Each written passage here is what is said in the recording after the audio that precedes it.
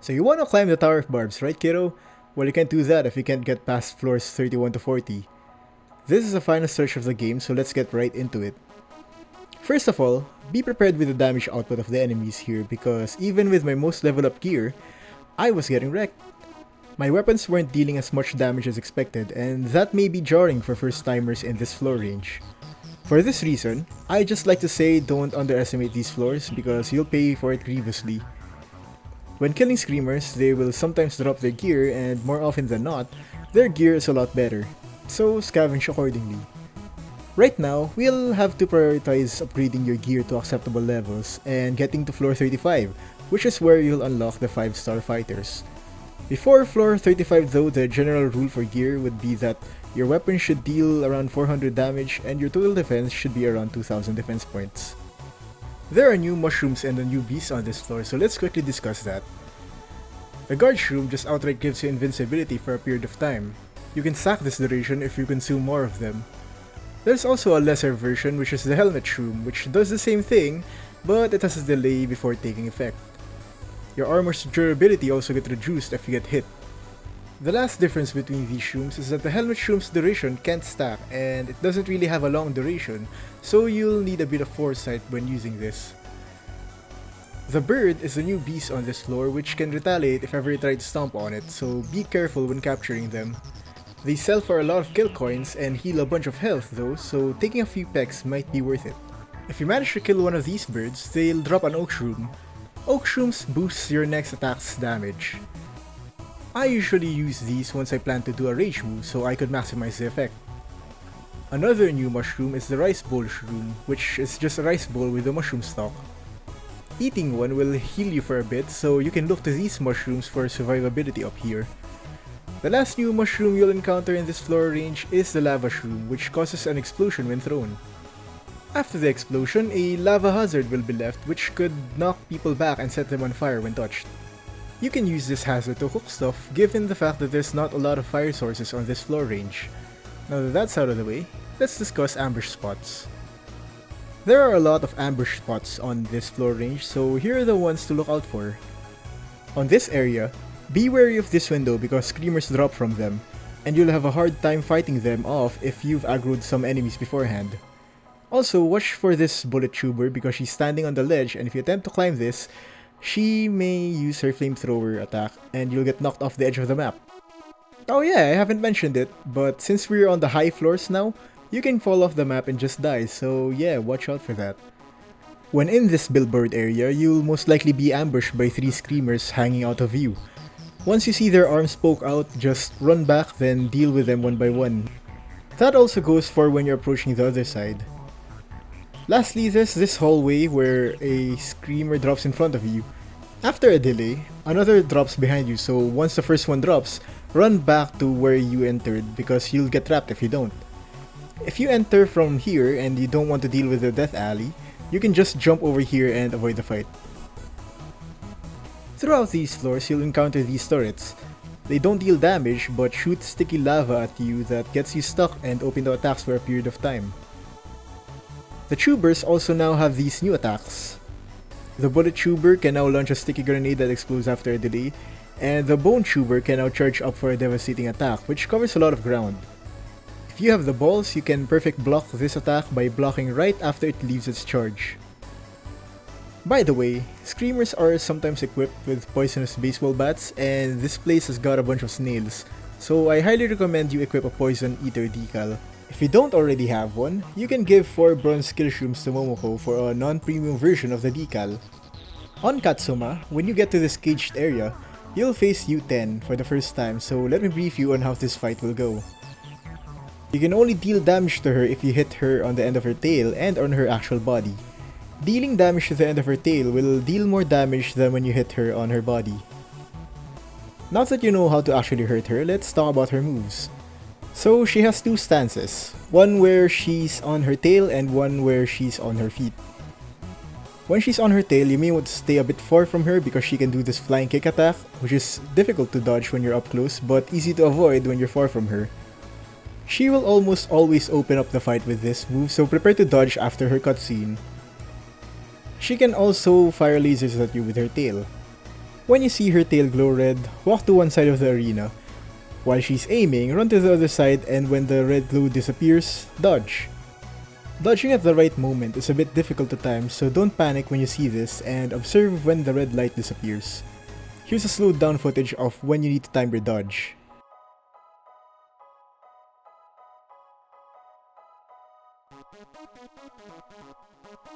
She can also do a quick jump to try to stomp on you. If you manage to dodge this, you can get a free hit off of her. When she's on her feet, she can do 3 attacks. She can thrust her tail into the floor, making it emerge next to you to do a sweeping attack. It's fairly easy to dodge when you see the tail end pop up next to you. Just make sure that you're far enough from her body when this happens so you can hit her as she's going through the animation. She can also do an overhead slam attack that you can dodge by running to the side, or a sweep attack that you can dodge by jumping. The initial animation for these two seem a bit similar, so I recommend just running to the side to be safe. You can only punish her safely if she does the tail sweep, so don't try to attack her if she does the overhead tail slam. When you deal enough damage, she will overheat and she'll drag her body along. If she's able to recover from this state, she will spin her tail, which can knock you back. Just take note of when you're supposed to hit her, and you'll beat her in no time. After her fight, you'll unlock the door to Ochinobu. The floor below Ochinobu has a trapped treasure room. This is the earliest source of red faction metals if ever you need them. North of Ochinobu is Nitanda, where you'll encounter the Koen fight around this ominous looking area. This fight is literally the same Koen fight as the lower floors, except he's tougher and he'll be wielding 2 corpses as a weapon. These corpses will give him a bit more range when smashing, and he can throw it occasionally. If he does throw them at you, you can hit him while he's pulling out another body from his back. Besides these changes, you can deal with him as you have on the lower floors. This floor also has the construction site area wherein enemies will drop from the ceiling as you get near the chests, so watch out for them. Once you clear this floor, just unlock the escalators to Wakaba and Shinayama. Upon reaching floor 35, you get to unlock the 5-star fighters, so you may want to get back home and level them up for the next stretch of your journey. Shinayama will be the escalator you'll want to go through to progress. This is also where the dark pink escalators show up. So the rule about these escalators is to never enter them or even think about heading towards them. They will always lead to a permanently locked gate. Imagine fighting through the entire floor to get to these escalators only to have the enemies respawn once you enter the next area. So yeah, head to Shinayama and take the escalator heading to Itanodai to progress through the floors. On this level, Goro will be waiting for you on this floor if we enter this arena. He's just like the Goto on floor 23, except there are pitfalls in the arena, so watch out for that. Since we now have access to them on these floors, I recommend using the motorcycle's charge attack whenever he emits a red aura. Anyways, deal with this guy as you would on the previous floors. After that, unlock the escalator to the promised land of Hiromatsu and unlock that elevator. I'm referring to this as the promised land because this is the last elevator before getting to floor 40 since it's gonna be quite the journey. This floor range will contain the toughest screamers, so please come prepared with the leveled up gear. If you find yourself breaking your stuff around these floors, I recommend bringing a second pair since this is one long climb. So from Hiromatsu, you'll have to get to Yatakacho, which has another red or black metal trap room. Proceed to Mitsuba and push through to Ebata. On this floor, you'll find the boss fight to Jindai. Nothing's really special about this fight, just keep taking cover from her and pounce on her once she has an opening. Once you're done, proceed to Haratsuka and fight onto Futagi, where you'll find the final boss. This is it, the culmination of your journey. All of your long nights of grinding has brought you to... Wait, what? Take away all of my weapons and armor? Fuck. Anyways, the gimmick of this boss is the first 4 fights wherein you enter the boss room with nothing at all. You'll fight 3 haters and a Koen. So for the first hater, it's gonna be a fist fight with a naked guy. Pretty straightforward. Your next opponent will be naked but will have your weapon, so try not to get hit by that. You both don't have armor, but this one will hit hard. Just dodge before you strike back and you should be good. Once you beat him, loot his weapon and prepare for the next fight, which is a hater which has the armor you wore. Just dodge his punches and wail on him. Take note that if you or any of the haters get knocked out of the ring, the sides of the stage will deal damage. If you stay outside the ring for too long, fireballs start firing at you. You can take advantage of this by using a Fist Rage move to knock your opponent outside the ring to deal extra damage. Once again, after you beat him, equip your gear because you're gonna be fighting a Hoenn like the one in floor 34. He's restricted to 2 attacks though, the Double Strike and the Ground Pound.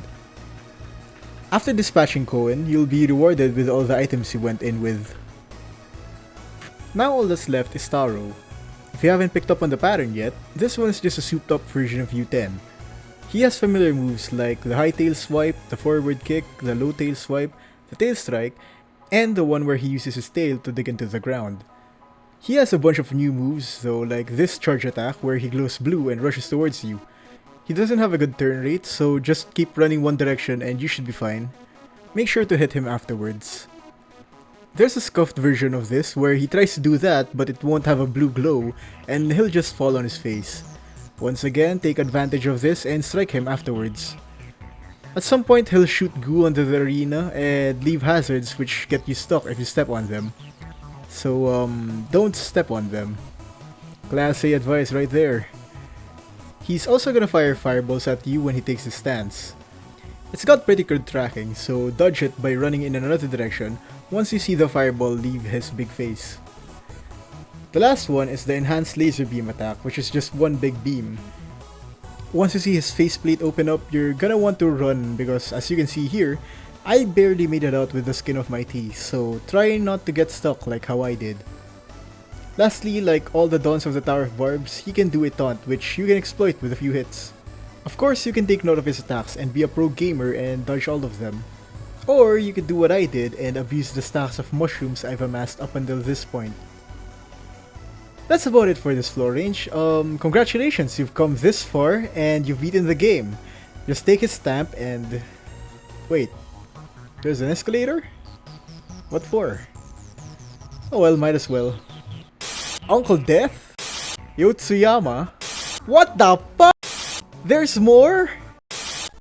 So, I hope you all were entertained by that video.